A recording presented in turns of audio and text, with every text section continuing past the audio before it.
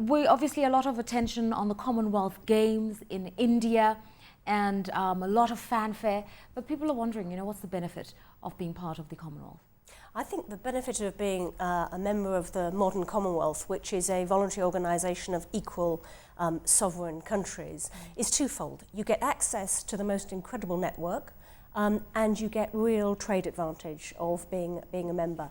The Royal Commonwealth Society has calculated that if you look at pairs of countries which are in the Commonwealth benefit by a third to a half in terms of the trade between those two countries if they're a member of the Commonwealth.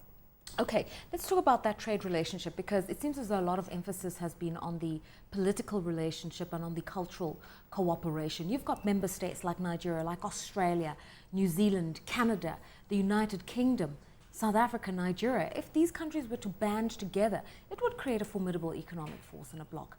Yes, I absolutely agree, but I also think that one of the huge advantages of the Commonwealth is its diversity. So 54 member countries from 6 continents. You've got large developed countries, you've got developing countries, you've got small island states. You have that unique diversity, and when the world gets together to try and find solutions to some of its big current economic or political problems, having a forum that gets together such a diverse group of countries is a huge plus.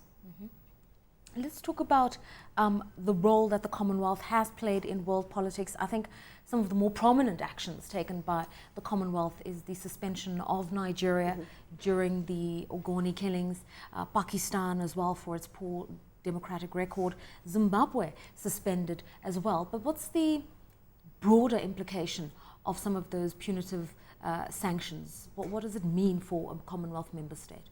Well, the Commonwealth is based on shared principles, commitment to good government, democracy, and also its value. It operates by consensus and by peer pressure. So countries that are members care about what the other members of the Commonwealth think about them. It doesn't operate by grandstanding, it operates by quiet persuasion and by consensus. So sometimes its actions take place over a period of years. But the Commonwealth, at its last big meeting in 2009, set up an eminent persons group. So Dr Grassa Machel and Sir Malcolm Rifkind are 2 people on that group, looking at what is the value of the Commonwealth today in 2010, how should it operate, and how can it go on having an impact in both the economic sphere and the political sphere. The emphasis also, though, you do have a body within the Commonwealth that focuses on issues around development. I think it's called the Commonwealth Fund for Technical Support. Yes. And there you could really do a lot, as it were, for the development objectives that the world is pursuing now, things like the Millennium Development Goals, because of the disparities of some of these economies and the fact that you've got rich economies juxtaposed with poorer economies, and just offering almost a stepping stone, a lending hand to those that should be doing more for socio-economic and human development. What kind of a role does that body play? I think it's hugely important. You talked, Loretta, about the Commonwealth Fund for Technical Cooperation, and this is run by the very small Commonwealth Secretariat, currently based in London, and it's got members of the Secretariat come from 3/4 of the Commonwealth membership, and they run this Technical Cooperation Fund, and often what it does is it provides South-South expertise funded by the Commonwealth, providing learning in both directions from countries of the South, and I think that's one of the huge strengths of the Commonwealth, that it overcomes, it transcends any North-South divide. Okay, talking about the South-South, we're beginning to see those applying to be members of the Commonwealth, not necessarily countries that have historical ties with the United Kingdom. Country like Rwanda, for instance, wants to be a part of the Commonwealth. How's the Commonwealth going to change going forward? Well, I think one of the big signs of an organisation that is continuing to develop is that new countries want to join it. So it doesn't look back to its past, it looks ahead. And as I said, the 2 big advantages you get out of Commonwealth membership is, one, access to a unique network, and secondly, you get this very real trade advantage. In the margins of the last Commonwealth Heads of Government meeting, for example, we've estimated, the Royal Commonwealth Society has estimated that something like $1 billion of extra business and investment was generated in the margins of that business in Trinidad and Tobago. So when President Paul Kagame took his country into the Commonwealth, not a former member of the British Empire. He did it, he said, because he wanted those trade and investment advantages. Okay, Kobe, let's bring you into the conversation. We've got ASEAN, for instance, a trading bloc in Asia. We've got NAFTA between the United States and Mexico and Central American countries. We've got the EU. And then we've got the Commonwealth, which is not quite an economic body, more of a cultural, political body. But as the High Commissioner is saying, initially in its genesis, they had the aspiration of being a trade organization. Yeah, I think the difference here is the fact that this organization, firstly, is voluntary, and secondly, it holds at its core not necessarily trade, but it holds democracy and freedom at its core. So it means a huge amount for a smaller country and for newer countries to join the bloc. Because they're going to get some trade benefits out of this. They're going to get something and growth that is really needed. But the flip side of it is that if they actually ask for help around democracy and democracy type issues and how to create a society that potentially didn't necessarily have that in the past, the Commonwealth should be able to impart that kind of information as well and be able to help create better democracies in smaller countries. And if I can add to that, exactly, it's a huge platform for prosperity, and it also gives voice to a number of countries. So let me take another example that's both a political and an economic issue. Climate change, for example. Within the Commonwealth, you've got a number of members who are small island states, very vulnerable to climate change.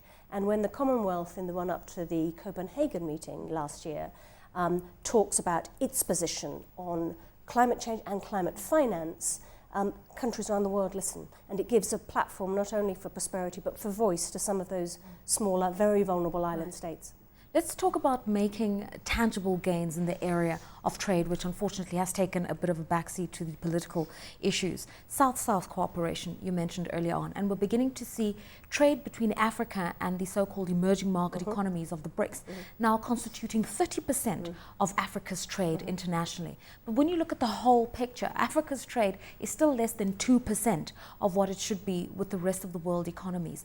Africa's put in a tight corner, as it were, in fora like the WTO, and just needs an additional lobby. Now, the Commonwealth doesn't go as the Commonwealth to the WTO, but you've got member states who have a very big voice in those fora. Could we use the Commonwealth to try to create a bigger leverage in issues of global trade? I believe we could, and also not just in the WTO. And in the 1990s, the Commonwealth did manage to push ahead. It showed a lead, in fact, in some of the big agricultural trade negotiations. I believe it could do that again. But also, if you think about the G20, now the premier economic decision-making body, 1/4 of the members of the G20 are also Commonwealth members, with those shared principles, with the fact that 85% of the Commonwealth has English either as its first language or as an official language. Lots of things in common to build a basis, to build a consensus within those other bodies, such as the G20 or the WTO.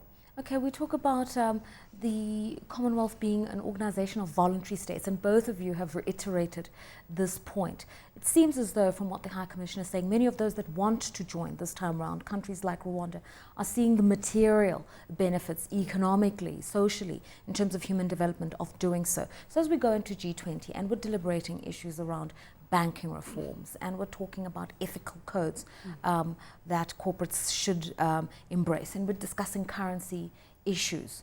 What could a Commonwealth lobby be in an organisation like that? Well, I think firstly, because this is a voluntary organisation, it's an organisation of a whole bunch of members, where not necessarily one member has a far bigger voice than another member. I think firstly they'll take best practice and whatever the regulators believe is best practice, and they'll go and implement it or give advice on how to implement it throughout the structures and in various countries, and how to fit that into a best policy and best governance type, political type structure. And I think those things become important. So certainly, if you're doing that, you suddenly start getting a uniform standard across the Commonwealth. Also, just by the way, the Commonwealth also, and I could be wrong here, but they banned Fiji about a year or two ago because of democracy issues. So again, it's a voluntary type scenario, but where the members as a collective sit down, and if one of the members don't live up to the standards, they do ban them. Hi, Commissioner. Just another question here. We know that the United Kingdom held what was seen as a watershed G8 summit at Glen Eagles in terms of resolutions coming through on aid and halving poverty and those sorts of things. But the criticism is post Glen Eagles, we haven't seen a lot of those commitments come through from the richer nations into Africa on what are key socioeconomic issues. So here's Britain leading the clarion call on developmental objectives and then no follow through. Is that a fair criticism of the British government? Do we need to take cognizance of the recession that we've just come out of and many countries not being able to meet their aid commitments? Or is it a situation where there's a lot of talk is cheap, and then we just hope these issues would just slowly die down? Because with Britain being at the forefront of the Commonwealth and at the forefront of the G20, there's almost a huge obligation to ensure that there's commitment. Well, no, it's not a fair criticism, but yes, there is a huge importance attached to fulfilling the commitments we made at Glen Eagles and elsewhere, and it's one of the reasons why the new government in Britain, the coalition government that came in May this year, flagged up front that it was maintaining its commitment to reach 0.7% of GDP devoted to overseas development assistance, even despite, as you said, Luato, the difficult economic backdrop. So Britain is absolutely still meeting those aid commitments it made at Glen Eagles. It reiterated that at the Millennium Development Conference in New York a couple of weeks ago. And it is leading the way, I believe, in saying to other countries, yes, the economic context climate is really difficult for all of us.